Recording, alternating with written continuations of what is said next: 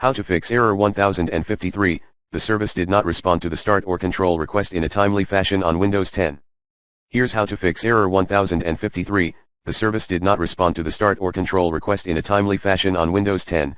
Go to hkey_local_machine/system/current control set /control/ under registry editor. Create then set services pipe timeout as follow, enable decimal, type 180,000 in the value data. Restart your computer.